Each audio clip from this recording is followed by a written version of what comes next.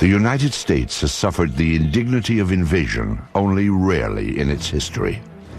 During the War of 1812, British troops overran Washington, D.C. and actually set fire to the White House. But for more than a century, no one else dared to trespass until the morning of December 7th, 1941. In the end, Japan paid dearly for its ambition, and American armed forces avenged their shame at being caught unawares. With the end of World War II, the Soviet Union emerged as America's most threatening adversary. The Soviet detonation of an atomic bomb in 1949 and the sheer size of its armed forces kept the United States military in a perennial state of alert. In July of 1952, during the administration of Harry Truman, Washington, D.C. appeared to be the target of airborne intruders. But the prowlers weren't Soviet fighter planes. They seemed to be UFOs. Perhaps the most important sighting of all time was the so-called Washington merry-go-round. On two weekends in 1952, July 19 and 20, and July 26 and 27, UFOs were tracked by radar and seen by numerous individuals over Washington, D.C. and its environs. People at Andrews Air Force Base and at Washington National Airport went outside and could actually see objects in the sky that matched positions of blips on the radar scopes. And the net result of it was, for a couple days there, UFOs seemed to have had their way over the skies of Washington. On the third day of the sightings, as operators tracked the mysterious signals, curiosity suddenly turned to panic. The objects were heading toward the prohibited airspace over the Capitol and the White House itself. The Pentagon ordered jets from an airbase in Delaware to intercept the intruders. Al Chop was the Air Force's civilian spokesman on UFO issues. He was called to the radar room at Washington National as the dramatic incident unfolded. We were observing about 4 or 5 known flights and about 12 to 14 UFOs. And we saw the flight coming in from Delaware. We could see them on the radar scope, and the moment they came on the scope, all the UFOs disappeared.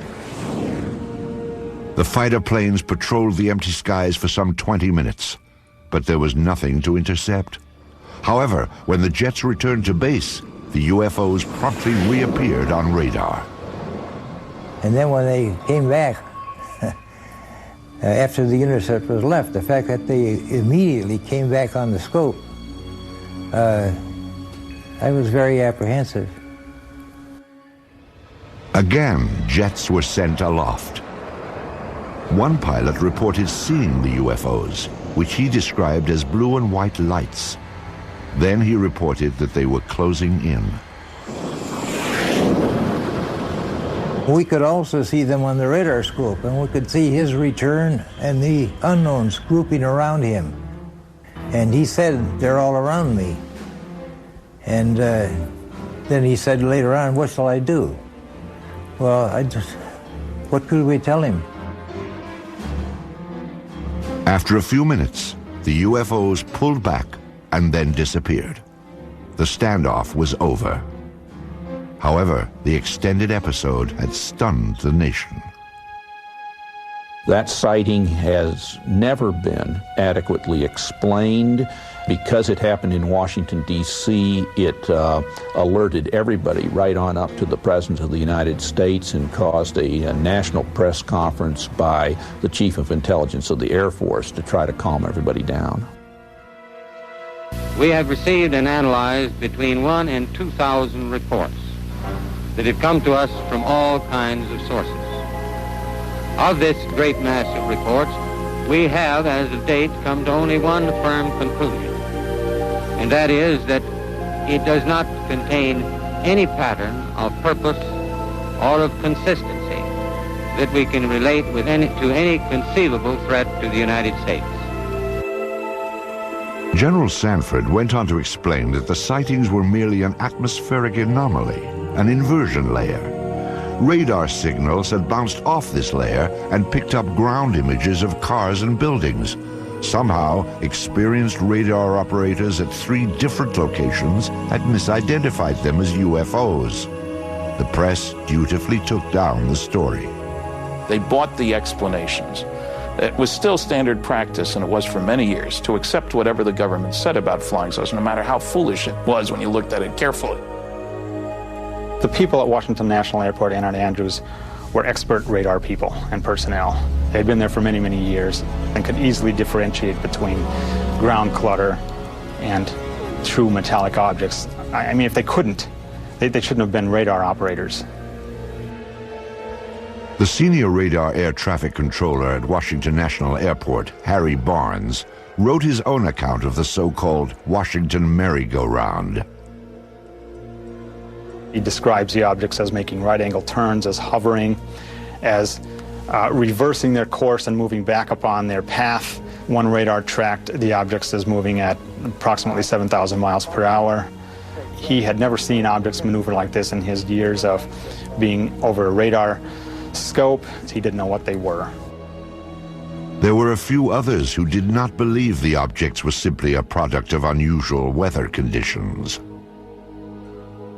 At that time, I was convinced that these things were interplanetary machines of some kind, mainly because of what happened that night in the radar room at Washington National Airport. I'm convinced that those objects were real. We don't know what they are, and we don't know where they come from, but they are there. Of course, it's entirely possible that the military didn't really believe its own explanation of the UFOs. No fighters could catch up with these things, and they outmaneuvered the best that the military had to throw at them. Obviously, the people who were in charge of Air Force projects and Air Force intelligence at this time were not idiots. They were very, very smart people, as they are today. And I think they probably thought, once they appeared on Washington, oh my God, this is the holiest of holies. Now they're hovering around the White House and the Capitol. What can we do? Well, the answer turned out to be that they could do absolutely nothing. But it probably had to provoke a whole lot of consternation in the official quarters. But I can't believe that they wouldn't have been interested in, at some level, trying to find out what is going on. It's a national defense concern. There was a technical report that said it's the most classified subject in the United States, even more so than the H-bomb. That's going pretty far. That's taking it very seriously. In the decades after the Washington National incident, aerial sightings were reported more frequently and all across the country. Some episodes were even recorded on tape. Dark 05, 327.1, 327.1. On March 25, 1995, 3 crew members on America West Flight 564 saw something unusual in the sky over Bovina, Texas.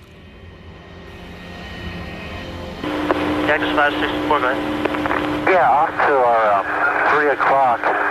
Get some strokes out there. Can you tell us what it is? Right now, I don't know what it is right now. It was 10:25 p.m. and the plane was cruising at 39,000 feet. The crew kept their eyes on a large object with flashing lights, visible below them. When they turned west, the object turned too. Here is the actual conversation between the flight's first officer and air traffic control. 564, can you say that object at all on your radar? Cactus 564, no I don't. And talking to the 3 or 4 guys around here, no one knows what that is. We've never heard about that. But nobody's painting it at all? Okay, Cactus 564, say again? There's nothing on the radars on the other centers at all on that particular area, that object that's up in the air? It's up in the air? Affirmative. No, no one knows anything about it. Eventually, the object moved in front of an active thundercloud. When lightning flashed, the crew got a better look. What's the altitude about? I don't know, probably right around 30,000 or so, and it's with a drill that starts from going counterclockwise, and the length is unbelievable. The airline crew was seeing something that ground radar was not picking up. Air traffic controllers alerted Cannon Air Force Base in eastern New Mexico to check if military aircraft, or perhaps weather balloons, were known to be in the area. Cannon 21. Cannon, go ahead. Hey, do you guys know if there was anything like a tethered balloon or anything released that should be above tie band? No, we haven't heard nothing about it. Okay. Guy at 39,000 says he sees something at 30,000 if the length is unbelievable and it has a strobe on it. Uh-huh. This is not good. Okay. What does that mean? I don't know. It's a UFO or something. It's that Roswell crap again. The desert just outside Roswell, New Mexico, was the site of a mysterious aircraft crash in July of 1947. Some 50 years later, the name Roswell had become synonymous with UFOs. And like Roswell, the experience of Flight 564's crew is still unexplained. Though crew members stick to their story, they prefer to remain anonymous. There's a lot of confusion, a lot of hesitancy about even reporting something like this, even in FAA, even in military. They're going to think we're crazy. I don't want to be grounded. I'm risking something here, and a lot of airline pilots feel that way too. Why should I report this? I don't want to be under a medical microscope here. I'm not losing my mind. Airlines don't like to employ people who see strange things. If you have a reputation in your company or your Air Force squadron as being the guy who saw the UFO from your F-18, I'm not sure I want to fly wing with him, you see. It's a subtle thing. Again, it goes back to denial. It's easier just to deny it and to say, all right, he's an oddball. Or she just saw something that just couldn't be seen, so she's probably not as reliable as she should be. The fear of ridicule or retribution has kept many UFO eyewitnesses silent. Still, some do step forward, at times with extraordinary revelations.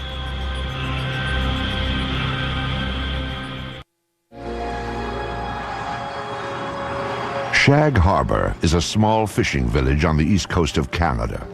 It is a peaceful place where the locals focus on the sea, not the sky. But in 1967, a dramatic UFO incident upended Shag Harbor's quiet ways. It was October 4th, 1967, when two of the townspeople en route to their homes spotted something strange above the tree line.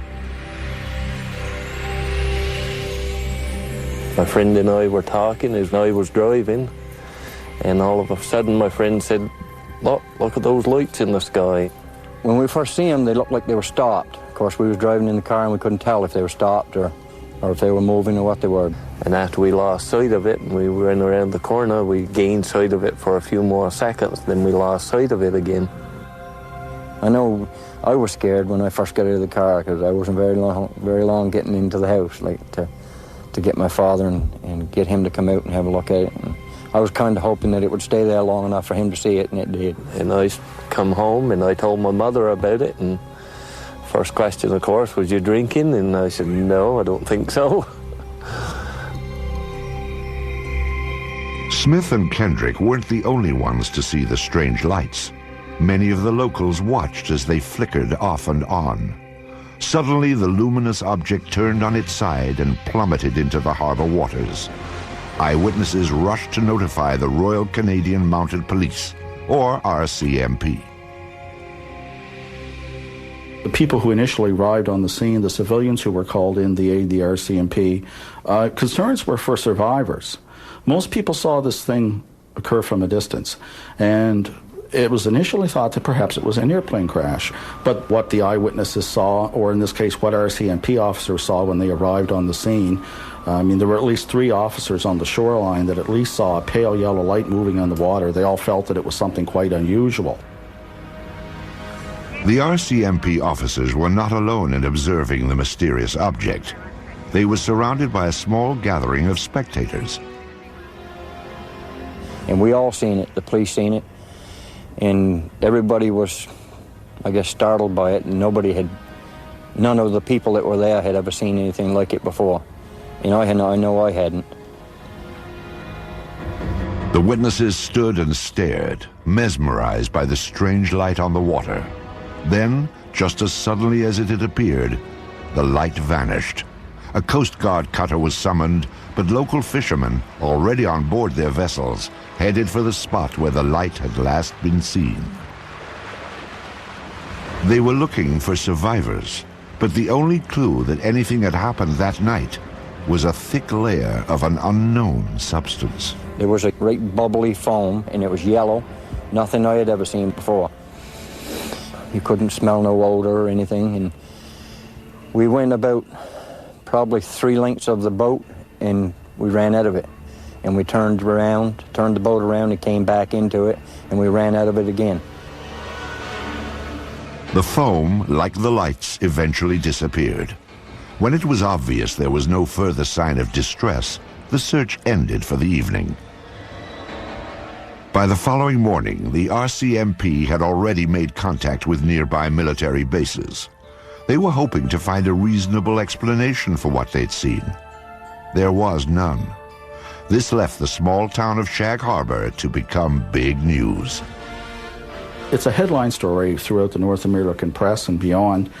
And in that, it was said quite clearly, there were statements made by personnel at Canadian Forces headquarters in Ottawa saying that, yes, indeed, we are searching for the crash of what we believe to be an unidentified flying object. This is one of those rare cases where something indeed real has gone into the water, and it's not an aircraft, and it's not space junk. This was an official statement. Canadian Armed Forces clearly stated that the object was officially a UFO.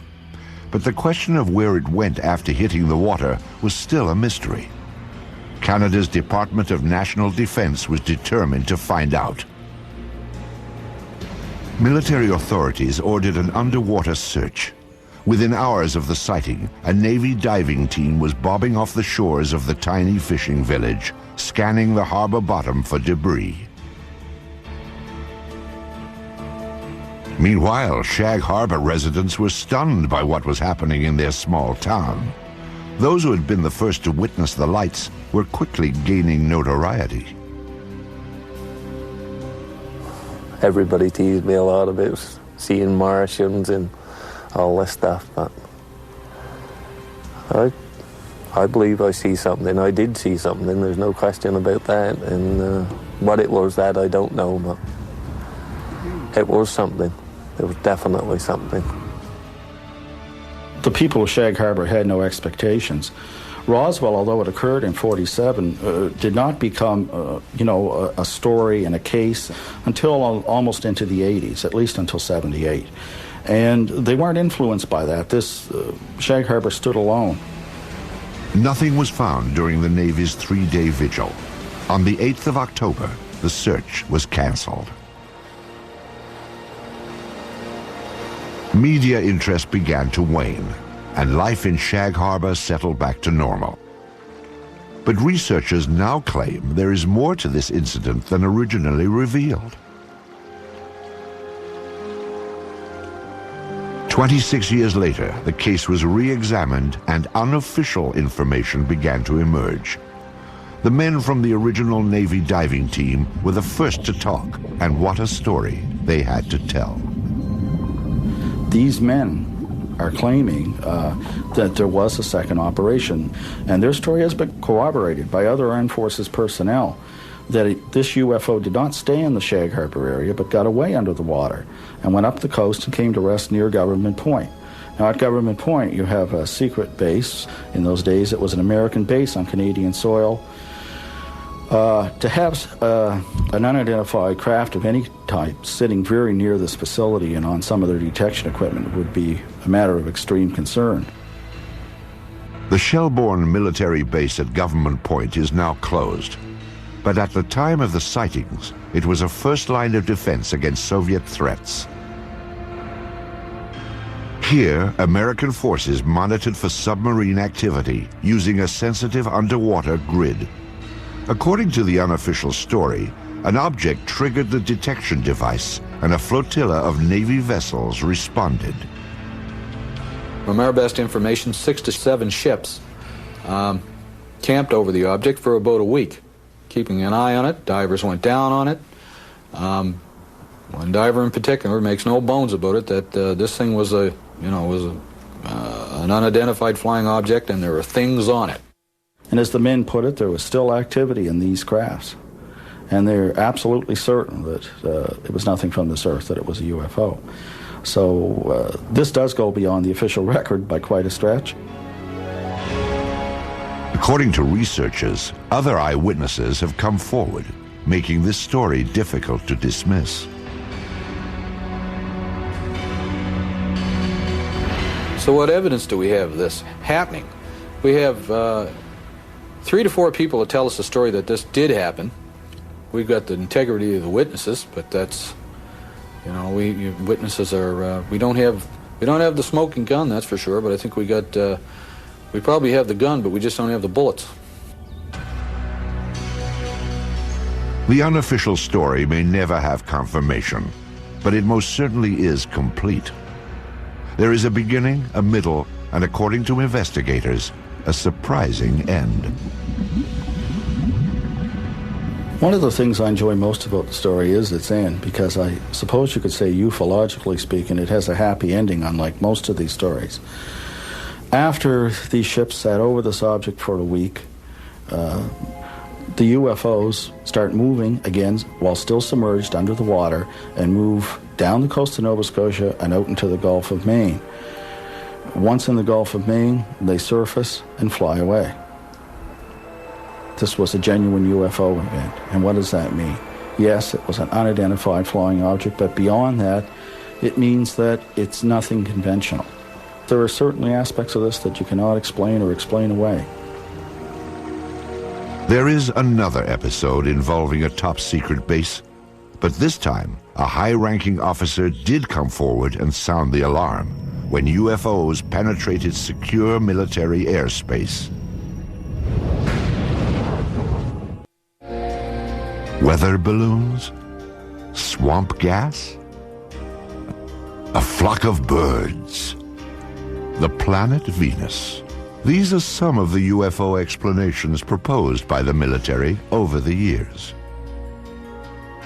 Ironically, some of the most unusual UFO episodes have been reported by military personnel, perhaps because they are trained to carefully observe their surroundings.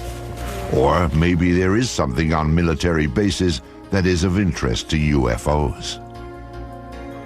Of all these troubling accounts, few compare with the experience of 2 of the world's most technologically advanced countries, the United States and Great Britain. This was Bentwaters Air Force Base, located 140 miles north of London. The Rendlesham Forest stands just outside the base. Bentwaters is now abandoned, but before the Soviet Union broke apart, it was a hub of top-secret activity. This was a joint base, shared by both the United States Air Force and England's Royal Air Force. It was also a place that played host to some of the strangest sightings ever reported. I think the Bentwaters case is sort of a mainline, hardcore UFO case because it involves intelligent, educated people who are used to dealing with high technology. They're guarding it and securing it on their own base. They know aviation, they know weaponry.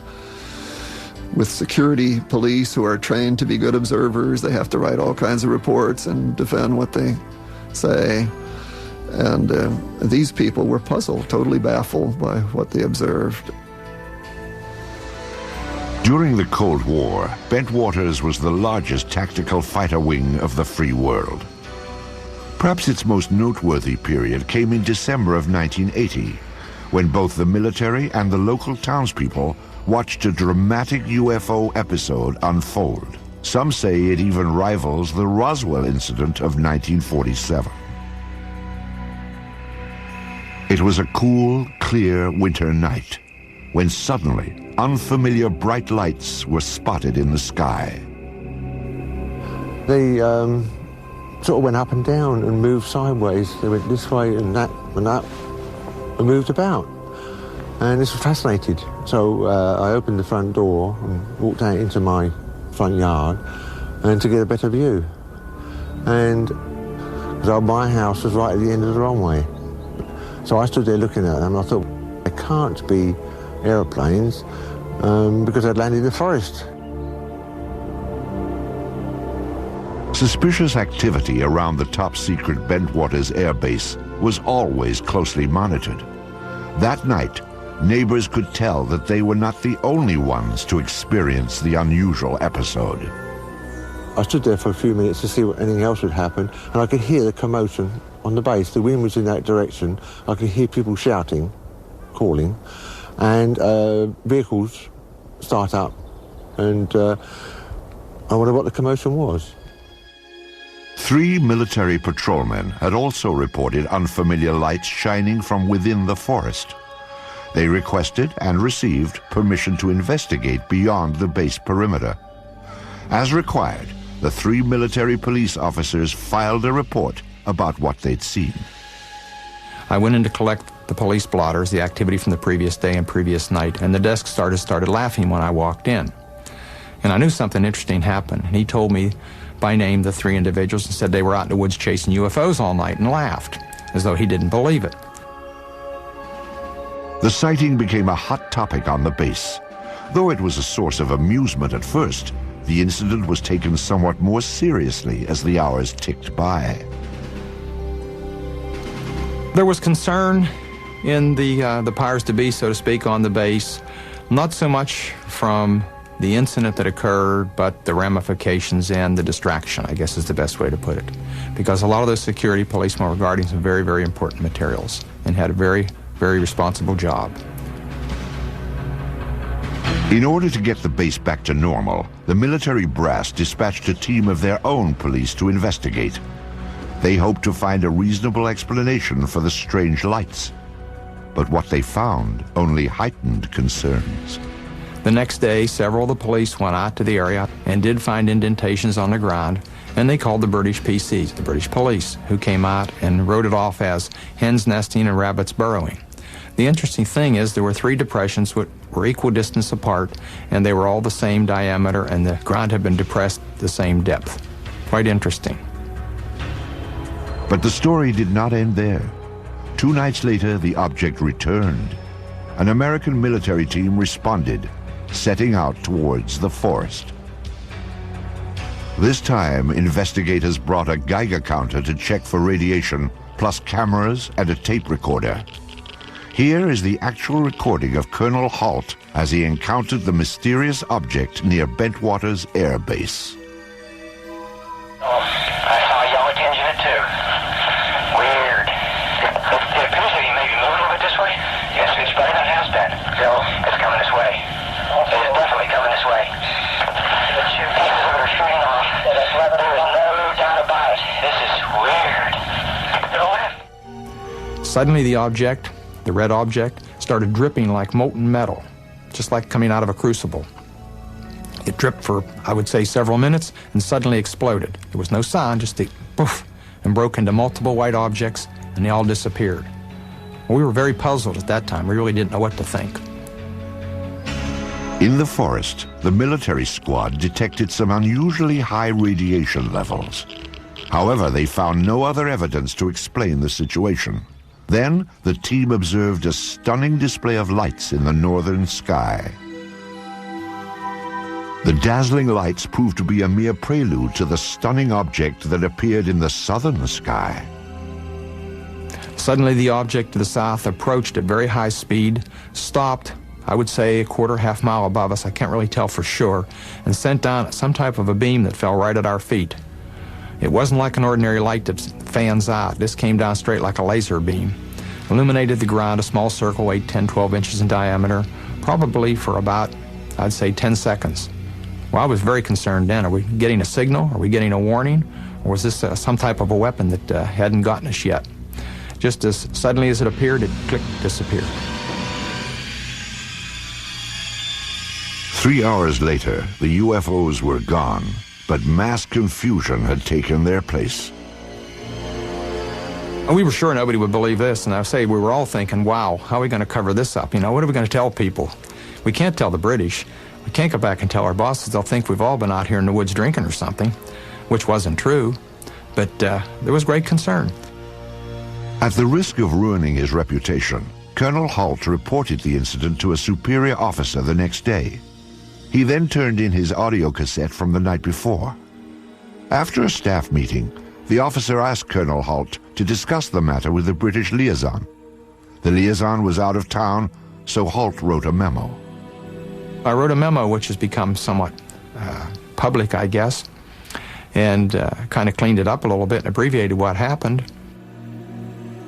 Later in the night, a red, sun-like light was seen through the trees. It moved about and pulsed. At one point, it appeared to throw off glowing particles, and then broke into 5 separate white objects, and they disappeared. I expected a phone call or somebody to drop around to see me real soon. Nothing happened, and nothing happened. You know, days turned into weeks, and I kept asking, well, you know, is there any interest? And finally, it just became a non-issue.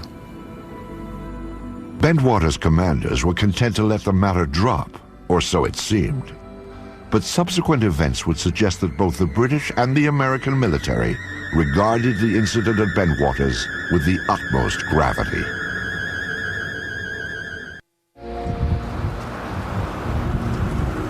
Shortly after Christmas in 1980, a series of bold UFO approaches apparently challenged the security of a top-secret airbase north of London. Lieutenant Colonel Charles Halt, Deputy Base Commander of the Joint American-British Outpost, was among the eyewitnesses. However, his reports to other Bentwaters officers elicited no response. Still, there is evidence that the incident was not ignored. Indeed, far from it. The local townspeople were among those who noticed a change around Bentwaters.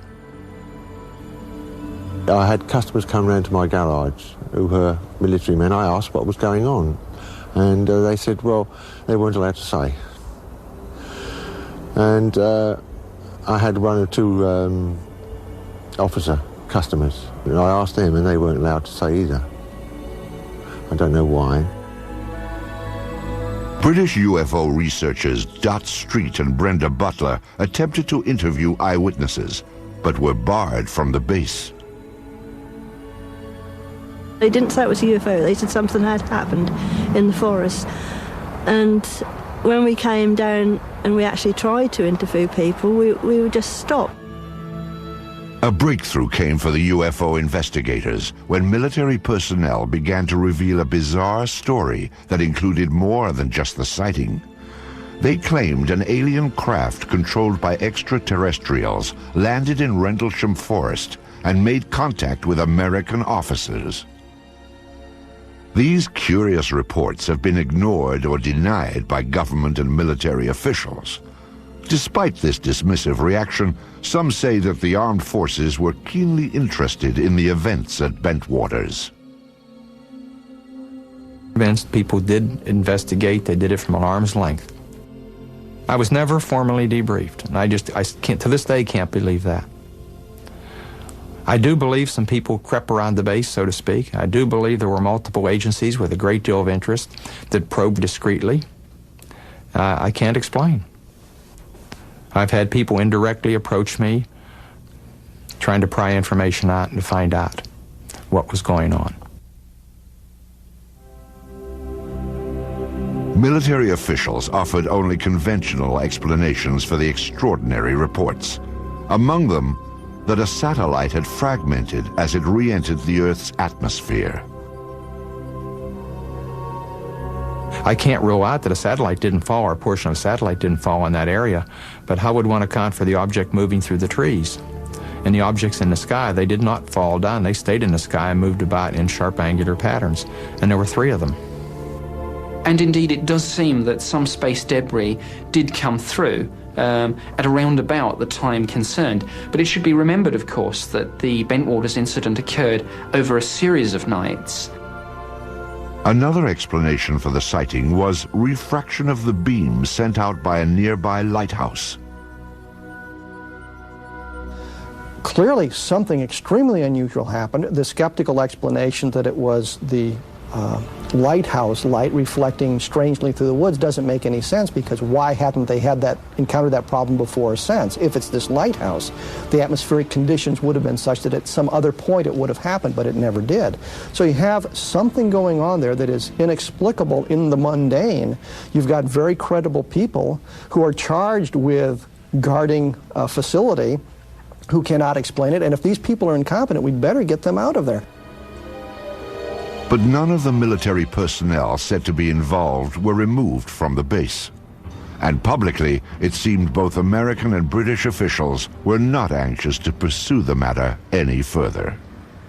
The corporate view of the British Ministry of Defence about the Bentwaters case is simply that the case was looked at the time and was not judged to be of any defence significance. Well, I've not seen that borne out by any analysis. It certainly seems to be an example of bureaucracy gone mad if you have something like this happen and people blandly say it's of no defence significance. Years later, the official position concerning the Bentwaters incident was revisited. This time it was brought before Parliament by no less than a former British Chief of Defence, Lord Hill Norton. Either the Americans, and indeed the deputy base commander, were hallucinating, or they believed that something had landed there, and they had taken photographs and records of it. In either event, it must be of interest to the defense of the United Kingdom. Despite such pronouncements, the military kept quiet about the incident at Bentwaters. Oh, there's no doubt in my mind it was some type of a cover-up. And I think there were some misleading stories put out. Somebody didn't want the general public to be aware of what had happened. Some 2 decades later, all physical evidence supposedly gathered during the incident is missing. No photographs have been found, although 3 separate search teams took pictures. And the military has no comment about the Geiger counter's high radiation readings in Rendlesham Forest. Perhaps the incident at Bentwaters Air Base in December of 1980 will never be fully explained. However, those who were directly involved have reached their own conclusions. I think something totally out of the ordinary happened, something that we don't have an explanation for, and I'd certainly like to have one. Have we been visited? Perhaps. There certainly was some type of intelligent control over what we saw. I don't think there were little green men on board or whatever, and I really can't explain it. I'm firmly convinced there was some type of intelligent control. The baffling episode at Bentwaters is but one on a long list of sightings that seem to merit an in-depth and impartial investigation. Some of the most credible of these reports point to UFO penetration of sensitive defense installations. But there is one place on Earth where military authorities are said to have actually examined alien spacecraft: the forbidden American airbase known as Area 51. The peculiar events at Roswell in July of 1947 seem to have established a pattern for government handling of the UFO issue in the United States. The more officials denied the existence of UFOs, the more it appeared they had something to hide. In the 50s, there was the belief that the U.S. Air Force had proof of some sort that these were alien spaceships and was covering it up to prevent panic. That, in fact, the government not only knows about flying saucers, but is in cahoots with the aliens, that there is a technology exchange going on. In the years immediately after Roswell, the Army Air Force designed and tested a number of saucer-like craft, but none appeared to be of alien origin, nor were they especially flight-worthy. However, in recent decades, suspicion that the government was test-flying captured alien spacecraft has begun to surface again. Attention focused on an ancient dry lake bed deep in the desert of Nevada at the heart of the Nellis Air Force Range. It is a top-secret test site known as Area 51. There's a new body of folklore growing up around UFOs, and this is associated with Area 51, which is part of the Nevada test site. And the story is that flying saucer technology is being tested and flown in extraordinarily advanced aircraft that are being developed there. There doesn't seem to be any question that there are extraordinarily advanced aircraft being test flown there, and this has been going on for some years. Area 51 was the development site used for the F-117 stealth fighter. U.S.-operated MiGs have flown from that area. These are extraordinary vehicles, and if you had seen, say, an F-117 in flight before it had been publicized, you would not have known what to make of it. It would have been a UFO in a very real sense, an unidentified flying object. The stealth fighter is truly an incredible aircraft which few could even dream of in the 1970s. To observers near Area 51 at that time, it would have appeared surprisingly alien and worthy itself of a flying saucer report. What's really interesting is that as long ago as 1947, people were reporting the boomerang-shaped UFO, which now looks very much like what is being flown as part of the stealth technology.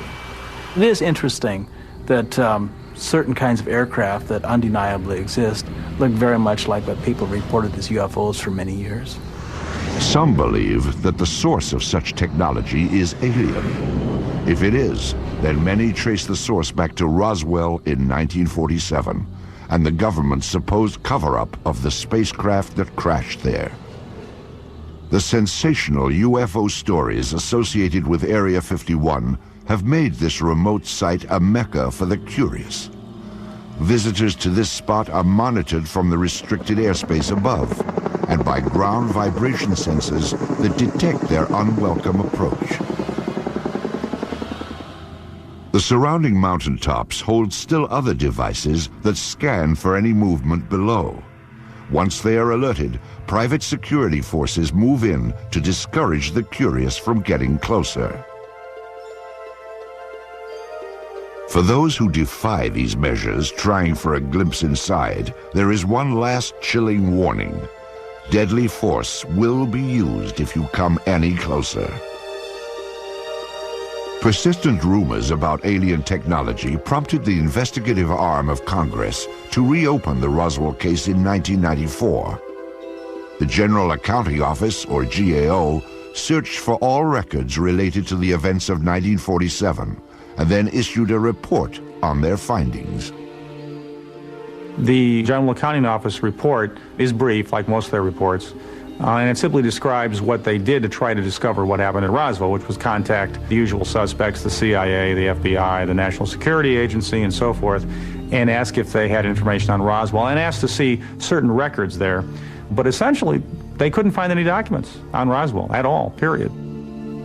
In fact, the GAO revealed that every document relating to Roswell had been destroyed illegally.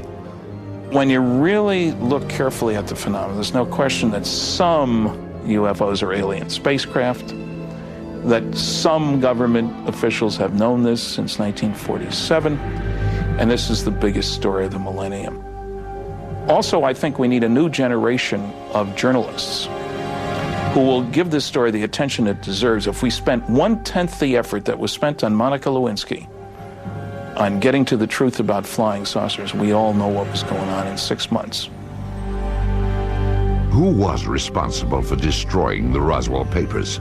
No one has yet been named. But now the years are passing, and those who hid the truth about UFOs may never be identified. Perhaps the more important question is, what were they trying to hide?